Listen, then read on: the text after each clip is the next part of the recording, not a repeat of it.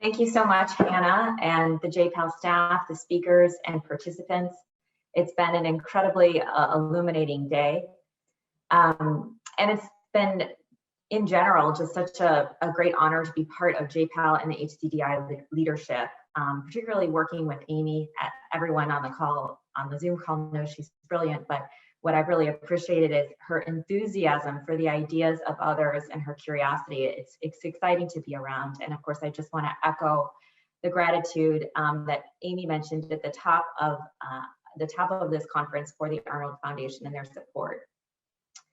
So before we get started, I just wanted to mention a little bit about my background. So I started off as an infectious disease clinician working in the developing world and in underserved areas of the United States, and I immediately began to feel like my toolkit was inadequate to address what Paul Farmer calls the large-scale social forces that affect the distribution and outcomes of disease. But then, I decided to embark on this PhD in economics, and I was very excited to come out of the PhD with this toolkit to use observational data to draw causal inference and to run RCTs. But then it was sort of deja vu all over again, because I had this toolkit, but I couldn't find the resources. I kept on really hitting a stone wall with the NIH, and particularly when it came to doing rigorous, hard-hitting health equity research, randomized research that would try to promote health equity.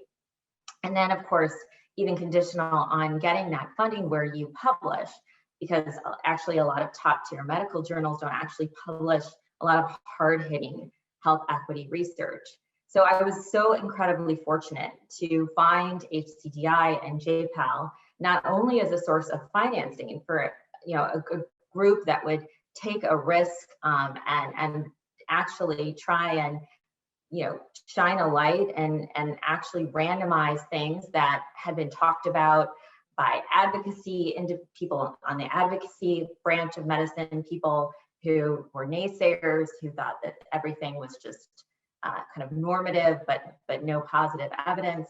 So I was excited to find HCDI not only as a source of financing, but importantly as a source of feedback for the ideas. And a lot of people on this Zoom call and a lot of economists in the network and health policy individuals in the network contribute to the evaluation of the ideas and improve the research dramatically through that process. So obviously today, the topic is trying to reduce racial disparities in health outcome. And we're, Dr. Stanford and I, who I'm so lucky to partner with some of these topics, we're going to highlight a couple strategies here based on the research that we've been able to do, along with a huge team of other economists and physicians.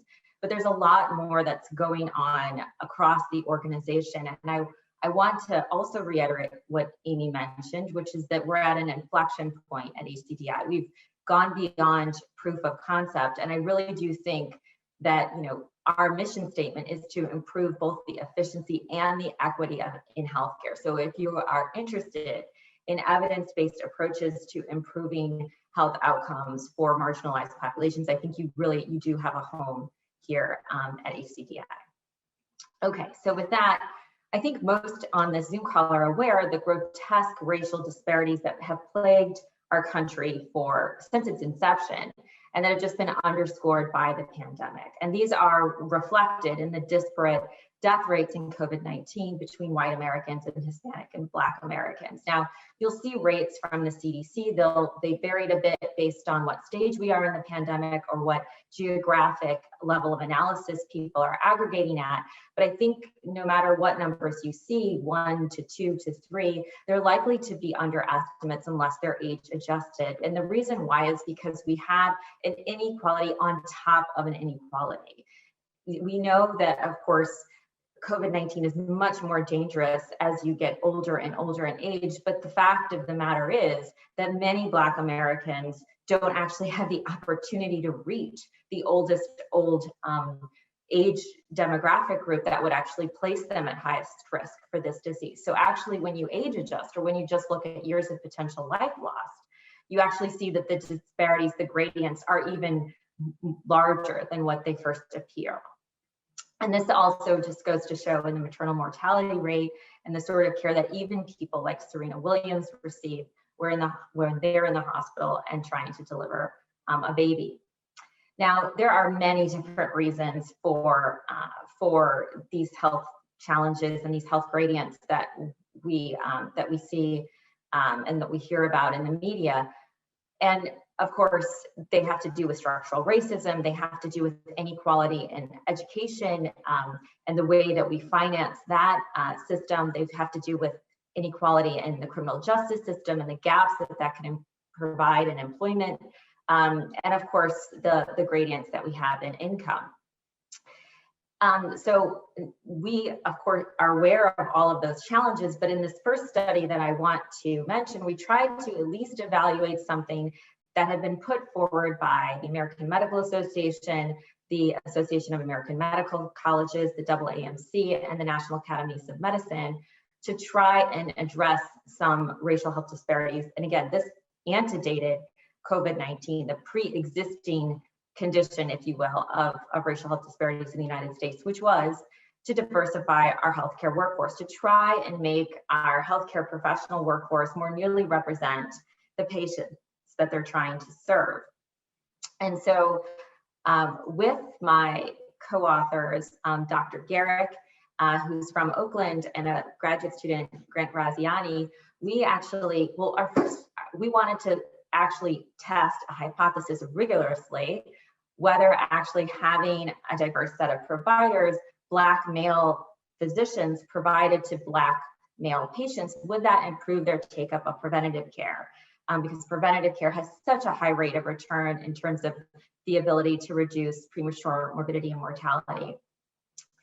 And so our first attempt at this was to actually look at clinics and try and partner with an existing clinic, but we simply couldn't find a clinic that employed one Black male physician, much less more than once, which led us to actually start up a pop-up clinic in Oakland, California, and we recruited Black men from the community from local barbershops.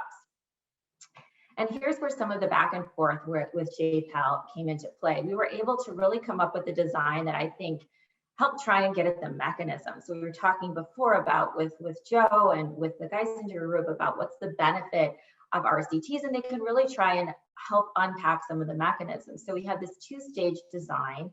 It was double-blind, so neither the patients nor the providers knew that our goal was to understand whether race concordance mattered for demand for preventative care. And in the first stage, it was what most economists know of as the classic audit study. We randomly assigned patients to providers. We showed them a picture of the provider on a tablet, and we allowed them to select preventative services based on that tablet. And in the second stage, that actual provider, that physician, then that they were randomly assigned to, came into the patient room, and that was a normal encounter, a normal clinical encounter.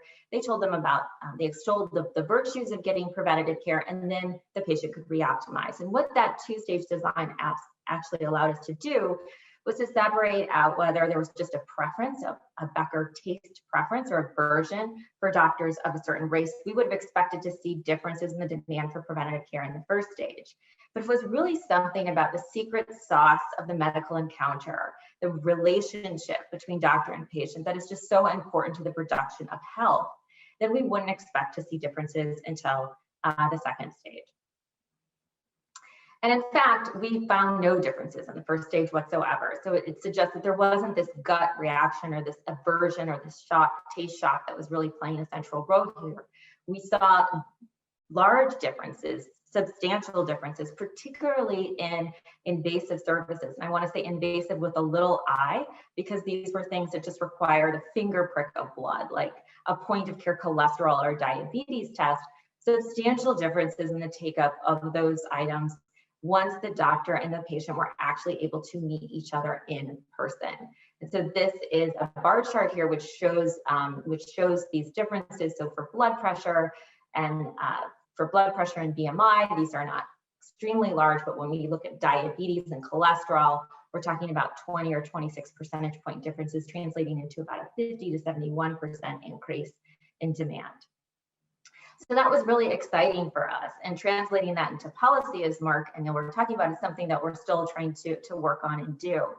But we wanted to also understand in this moment of COVID-19, were these, these findings going to extrapolate to other settings? What if we weren't in this intimate this intimate patient encounter with two-way communication? What about a video with one-way communication? What if we expanded, not just looking at Oakland, but looked more nationally? And instead of the familiar preventative healthcare associated with chronic disease, what if we tackled a novel coronavirus that was ravaging the country? So to talk about that research, I'm going to turn it over to my co-author and good friend, Dr. Fatima Cody, Stanford. Thanks so much, Marcy. So it's a delight to be here to speak to everyone about our research that we published as we really sought to investigate the collision of these pandemics of unfortunate structural racism in the midst of COVID-19, another pandemic that has dominated our lives. And what we can see here is that there are messaging strategies that we did to reach out to communities of color, particularly during this pandemic. We know that messaging about best practices has largely been predominated by white scientists and physicians. And how well is that received by communities of color, people that look like me? So we partnered with the Center for Diversity and Inclusion at Mass General, my hospital, where I practice as an obesity medicine physician scientist in both the departments of medicine and pediatrics. And our goal was to gather several physicians, over 40 physicians actually, that recorded messages, much like you see here with Dr. Gracia Quete and Dr. Kimar Brown, and such that we addressed issues such as concordance. Basically, if you were looking at a video and you're a Black individual, were you concordant with a Black physician? Similarly, if you were a Black individual or subject looking at a video and it was a white physician giving you that message, how did you receive that? How did it affect your behavior? We acknowledged economic hardship, we acknowledged immigration concerns, and acknowledged historical abuse associated with systemic and structural racism here in the United States. Next slide, please. This is kind of a busy slide, and I'm going to just kind of give you a sense of what these participants saw. First of all, what we did was we conducted this research during the middle of the pandemic last year. So during May 13th, so we're almost like right where we were last year, 2020, to May 26th. And we were able to get over 14,000 individuals that self-identified as Black and Latinx adults to participate in this particular project. We had them look at a sequence of 3 videos. And so I'm going to just point out a few key things and nuances that I really want to bring out here. What you can see here is that all treatments received basic information, but some received information regarding social distancing, others regarding economic inequality, some about race. And then if you guys remember Dr. Birx and how prevalent her role was, particularly in the White House task force to address COVID, we had her deliver messages also. We included social perceptions of mask wearing and determined whether or not the individual and then the physician were concordant and discordant. And we also looked at perceptions of mask wearing. So these were big issues. We did not have a vaccine or 3, as we do now currently in use in the United States. And so our goal was to do a bit of education to learn about these things. Next slide, please. And what I really want to show here is that what we found was that video messages overall did reduce knowledge gaps, but did not change information seeking behavior. Meaning, when you learned about information about mask wearing, did you seek additional information or knowledge? But what I do want to point out here is that if we look at the control group, for example, in any intervention, there was a significant shift for those that had no knowledge before, and how that changed about 10% between those that were control and then intervention once they received the intervention.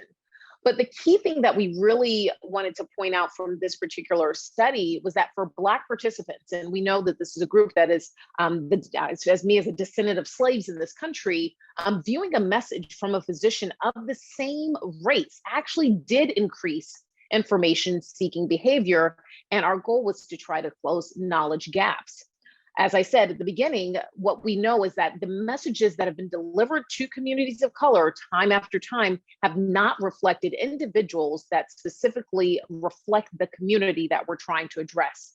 We also know that the percentage of physicians in this country that are Black have only changed by 4%, yes, 4, 1, 2, 3, 4, in the last 120 years. And so if we're delivering these messages, we need to be mindful, thoughtful about who can deliver a message in such a way that we can improve information seeking behavior. And in this paper published in the Annals, we can see that that is indeed changed. I'm going to shift it back to Marcy for her to close us out.